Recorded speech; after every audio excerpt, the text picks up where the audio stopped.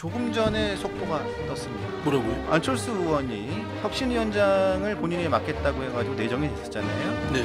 조금 전에 기자회견을 했습니다. 혁신위원장을 사퇴하겠다. 그리고 당대표를 도전하겠다. 그러면 안 되죠. 맡기로 했으면 맡아야지. 나는 안철수 의원 이번에 그 대선 때 김문수 후보 보는 거 보고 이 양반이 그동안 정치 역정에 정치적 역량이 축적이 됐구나라고 생각을 했는데 좀 실망이네요. 내가 안철수 의원을 며칠 전에 만났다고 그랬잖아요. 그래서 제가 몇 가지 그때 말씀을 좀 드렸어요. 처음에 에너지를 쓰고 소진시킬 일은 가능하면 된다. 안철수 의원이 혁신위원장 내정이 됐었는데 지금 본인이 혁신위원장 내정을 사퇴하고 당대표에 출마하겠다고 선언을 했습니다.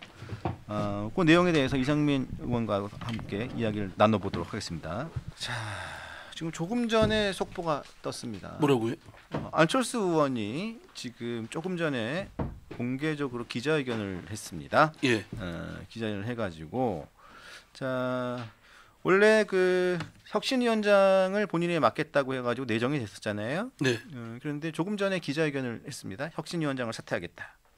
그리고 당대표를 도전하겠다라고 선언했습니다. 그러면 안 되죠. 맡기로 했으면 맡아야지. 그런데 기자회견을 했고요. 그리고 기자회견 내용이 이렇습니다. 사랑하는 국민 여러분, 존경하는 당원 여러분, 합의되지 않은 날치기 혁신위원회를 거부하고 저는 전당대회에 출마하겠습니다. 혁신 당대표가 되기 위해 도전하겠습니다. 자, 그리고 저는 메스가 아니라 직접 칼을 들고 당대표가 되어 단호하고도 강력한 혁신을 직접 추진하겠습니다. 도려낼 것은 도려내고 잘라낼 것은 잘라내겠습니다. 이렇게 기자회견을 했고요. 자, 그런데 혁신은 아니 당대표 안 되면 어떻게 해요? 모르죠. 예. 그런데 또 비대위에서는 또 인선을 발표를 했어요. 혁신위원들. 예, 발표를 했는데 이것은 본인하고 본인이 요구했던 혁신위원과 한두 명이 맞지 않다. 본인에게 전권을 주기로 했었는데 그게 아니었던 것 같다라고 하면서 이 내용을 거부하고 본인은 하지 않겠다. 그러면서 이젠 그냥 자기는 당대표로 출마하겠다라고 선언을 해버렸습니다. 그게 진짜 좀 부끄러운 일이에요. 국민의힘이 그러니까 그게 민낯이고 아니 송은석 비대위원장 체제는 그 비대위원장은 그 안철수 의원한테 혁신위원장 맡겼잖아요. 그럼 혁신위원회를 구성을 전권을 줘야죠. 당연히 무슨 혁신하는데 왜 거기다가 감나라 뭐 배나라라고 간섭할 것 같으면 비대위원장이 혁신위원장 하지 그러면 다. 그리고 또 백불을 말씀을 드릴게요. 백불. 그리고 난 다음에 안철수 의원이 백불을 했는데 백불 내용을 전체적으로 쭉 보니까 좀 내용이 길기는 깁니다만 제가 보니까 핵심 내용은 이겁니다. 오늘 안철수 의원이 송원석 원내대표 비대위원장 겸 원내대표에게 요구한 게 이건 것 같습니다. 이게 핵심 사안이 갈등 요소가 이겁니다. 두 명에 대해서 출당을 요구한 것 같습니다. 출당을 요구했는데 어떤 구체적인 사람에 대해서는 딱 명시하지 않았는데 대충 누군지 표현을 어떻게 했냐면 지난번 대선 과정에서 정치적인 책임을 져야 될 두 사람에 대해서 출당을 요구를 했는데 송원석 비대위원장 겸 원내대표가 받아들이기 힘들다는 입장을 전달했다. 그래서 나는 혁신위원장을 할 수 없다. 그러니까 저는 내가 안철수 의원을 며칠 전에 만났다고 그랬잖아요. 혁신위원장 그날 뭐 혁신위원장이 된 거를 알고 만난 건 아니고 사실은 그 안철수 의원이 대전을 방문한다고 그래서 제 시당위원장인데 이렇게 손님을 맞이해야 되는데 제가 그날 여기 강펀치 출연을 해야 였을 거예요. 네. 강펀치라는 권력에 또 영합을 해야 되니까. 그죠? 왜 또 저한테 그러세요? 아니 저한테 이게 권력기관 아니에요? 아니에요. 그래서 강펀치라는 이 어마어마한 권력에 저도 눈치 보고 여기 이렇게 편승해야 되고 이렇게 덕을 봐야 되고 덕을 보고 있습니다. 요새 하여튼 좀 이따 말씀드리겠습니다만 어쨌든 그래서 이제 저는 또 선약된 약속이고 천장 속이고. 또 갑자기 또 뭐 안철수 온다고 여기 작가님한테 저기요 뭐 이렇게 하면 제가 운전하겠습니까? 네. 살 먹고 다음부터 출연 정지 당하고 뭘 출연 정지를 당해요. 미쳤어요? 내가 그렇게 안 하지. 그래서 이제 했더니 대전 오는 그 일정을 취소하고 저 서울에 있다. 그래서 그렇습니까? 그랬더니 혁신위원장 발표 때문에 그랬다. 그러길래 만나셨다면서요? 그래 만났어요. 만나서 제가 몇 가지 그때 말씀을 좀 드렸어요. 전략 전술이 필요하다. 그리고 처음에 에너지를 쓰고 소진시킬 일은 가능하면 뒤로 미뤄야 된다. 쌍권 뭐 이런 거 아니에요. 지금 그거 아니 저는 그게 맞는지 안 맞는지는 좀 따져봐야 되겠지만 맞다 하더라도 그거에 대한 저항이 있고 트러블이 있을 수 있잖아요. 그죠?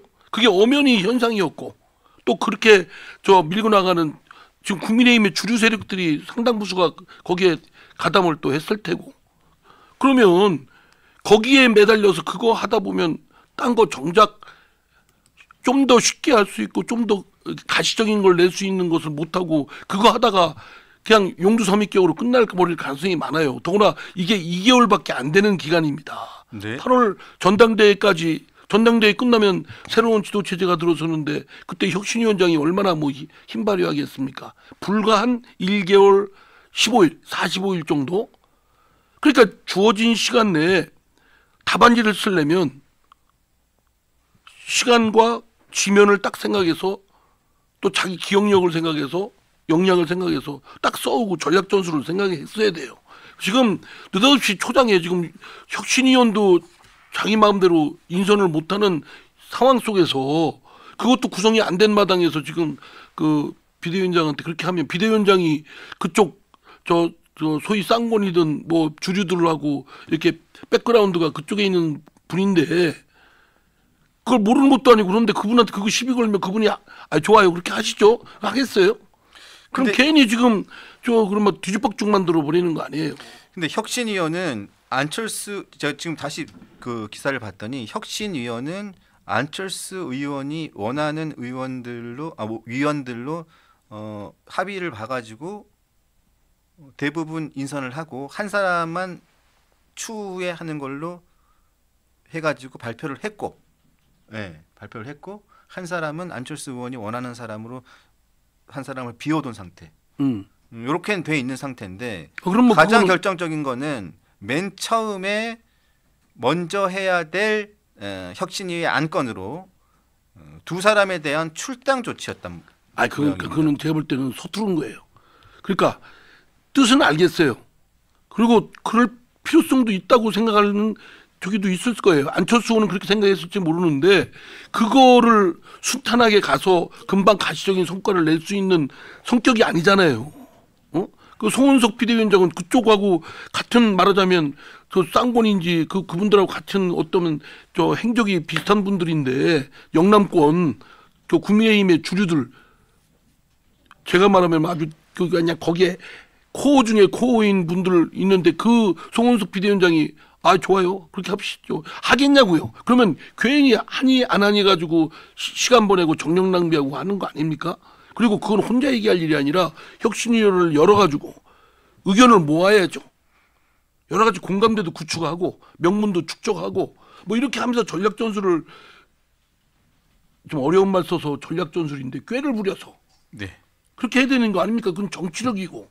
근데 너무 제가 볼 때 무모한 거예요. 나는 안철수 의원 좀 이번에 그 대선 때 이게 본인이 이랬다가 이렇게 딱 대선 때 김문수 후보 도는 거 보고 이 양반이 그동안 정치 역정에 정치적 역량이 축적이 됐구나라고 생각을 했는데 좀 실망이네요. 그걸 왜 혁신위원회 인선하고 회의 열고 그러면서 비공식 회의 뭐 저기도 하면서 축적을 하고 혼자 싸워야 될 일이 아니잖아요.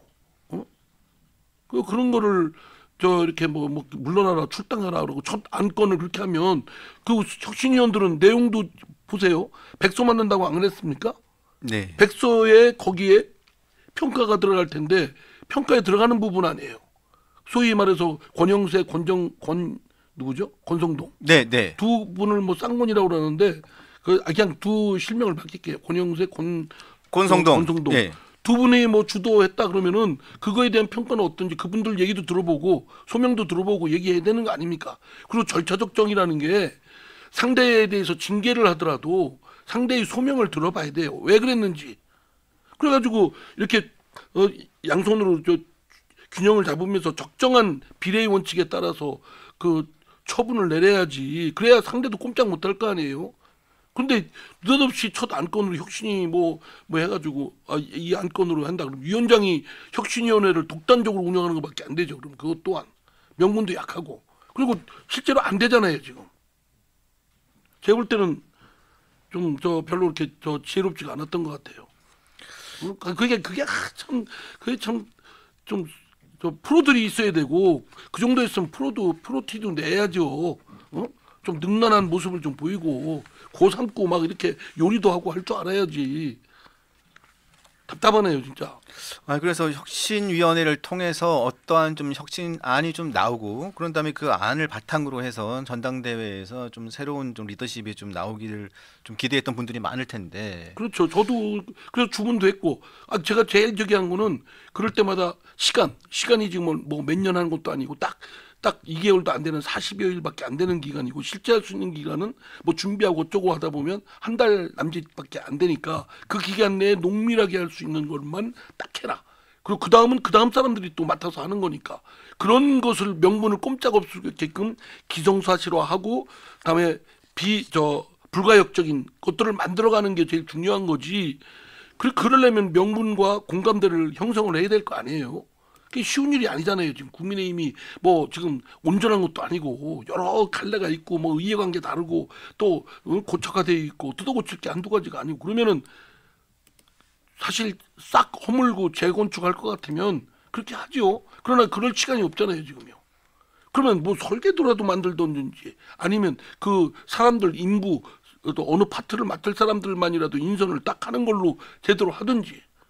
근데 너무 지금 그 뭐 소위 그 권영세, 권성동 뭐 이거를 소위 말해서 한덕수 후보와의 뭐 이거 아닙니까? 그리고 막 새벽에 막 책임을 물어도 절차를 밟으면서 상대한테 얘기도 듣고 그 대상되는 분들한테도 그리고 공감대를 넓게 확충해서 해야죠. 어디 뭐 그 출당하고 뭐 이런 것만이 능사가 아니에요. 중요한 건 같이 책임져야 될 일이지. 윤석열 대통령도 뭐 출당 요구하는데 윤석열 대통령 출당했다고 당 나갔다고 윤석열 대통령이 우리하고 무관하다는 사람들이 있어요? 무관합니까? 왜 무관해요? 책임을 우리도 져야지. 지금도 말 못한 적 뭐 있잖아요. 윤석열 대통령이나 김건희 씨에 대해서는. 김건희 씨라고 그러면 막 짝짜리해보고 김건희 여사라고 해야지. 그런 분도 있었어요. 그 언제부터 저기 남의 부인을 꼭 여사라고 붙여야 됩니까? 예. 그죠? 하여간 우리도 알게 모르게 이렇게 되어 있는 몸에 배어 있는 또는 받아주는 순치되어 있는 그런 잘못된 그런 정치 문화, 정치 관행으로부터 뛰쳐나가고 할 말하고 시시비비 가리고 중요한 건 책임을 같이 지고 시시비비 따지고 이게 중요한 거지. 딱 절연. 그 윤석열은 우리하고 무관한 우리 역사에서 찌우고 싶겠지. 그럼 찌워져요? 그건 거짓말이죠. 그거는 늑대가 밀가루 뒤집어 써서 순한 양처럼 보이려고 하는 술책밖에 더 돼요. 흔히 이재명 대통령하고 대통령하고 누구야 민주당이 많이 써먹는 방법인데 그거 뭐 좋은 거라고 그걸 본뜬 배웁니까 그걸. 안철수 의원 하여튼 저기도 제가 볼 때는 매우 지혜롭지가 못하고 전력이 당대표 나가면 다 할 수 있어요? 똑같아요. 상황은. 그럼 당대표가 되면 뭐 2명은 더 출당 조치하겠습니다. 이걸로 공약을 지금 할 게 그거밖에 없냐고요 지금. 어쨌든 안철수 의원 그렇게 그리고 근데 송은석 비대위원장도 전권을 주기로 했어요. 안철수 했을 때 그럴 가능성이 있다는 걸 본인도 각오했을 거 아니에요. 그죠? 그러면 안철수한테 딱 넘기고 안철수가 하자면 다른 방법으로 또 구슬렸어야죠. 그거는 차후에 혁신위원회를 구성한 이후에 스텝 바이 스텝 밟으면서 하셔라. 근데 지금 초장부터 하면 가만히 있겠냐 그럼 내가 그럼 어떻게 거기에 동의를 하냐. 내 입장도 생각을 해줘야지.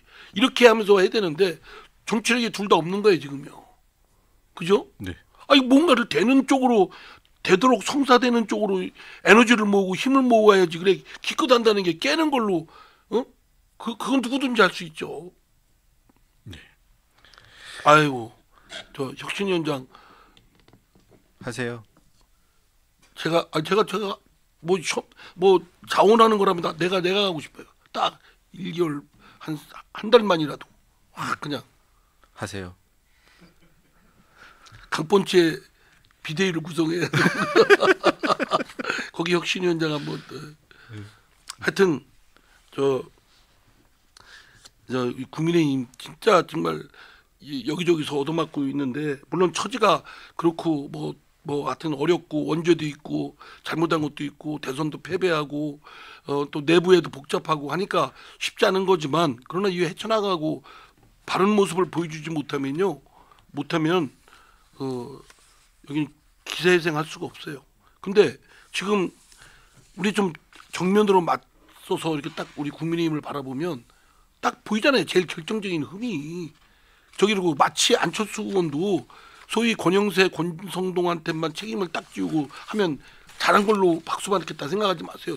더 큰 힘 있는 사람 그 사람들은 사실은 그냥 얼굴 마담이에요. 그 뒤에 있는 백그라운드가 더 센 사람들 있잖아요. 영남 사람들, 예?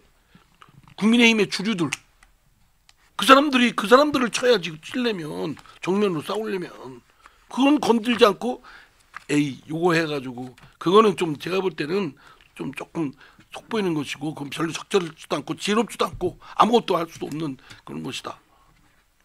네. 혁신위원장 이왕 그만둔 거죠? 그러면 네. 그런 것 같아요. 당대표 나가신다고요? 예, 당대표 나가신답니다. 네. 참. 그 정치력이 중요해요. 정치력이 실력. 그냥 뭐 뜻만 있다고 되는 것도 아니고 여기가 무슨 무슨 리트머스 시험지 하는 검 테스트하는 곳이 아니잖아요.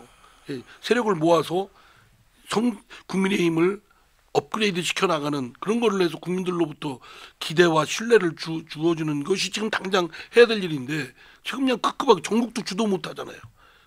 뭘 그냥 추가 경쟁재산으로 반대해서 피켓팅하고 구원만 외치다가 끝나고 다시 또 다른 거 하고. 좀 안타깝습니다. 그리고 저기 김민석 총리 후보일 때는 뭐 어쩌고 하다가 다시 또 사라져서 총재했으니까 이제 그냥 요양무야 되고. 그러니까 이제 장관들 뭐 이런저런 의혹들 있고 있어도 아마 딱 하루만 버티자 이럴 거예요. 다 그런 거죠. 그죠? 뭐. 예, 자료도 안 내. 김민석 총리가 보여줬지 않습니까? 예, 손을 딱 거줬잖아요. 예, 기준점을. 자료 내지 않아도 돼. 증인과 참고인 없어도 돼. 네. 그냥 해. 버텨? 하루만 넘겨. 버텨. 그리고 이건 인준 절차도 필요 없어요. 네. 그냥 대통령 임명하면 돼요. 서울 지나면 임명이면 돼요. 예. 이재명 대통령 김민석 총리 후보자한테 머리 수그리지 말라고 그랬잖아요. 네. 예. 지침만 해요. 지침. 내가 이상해 보이니까 머리 너무 숙이지 말아요. 그러니까 내가 이상해 보이잖아. 참. 난 그 말이 제일 웃기던데. 그래서 그게 끼리끼리 유유상종이라는 말밖에 할 게 없어요. 네.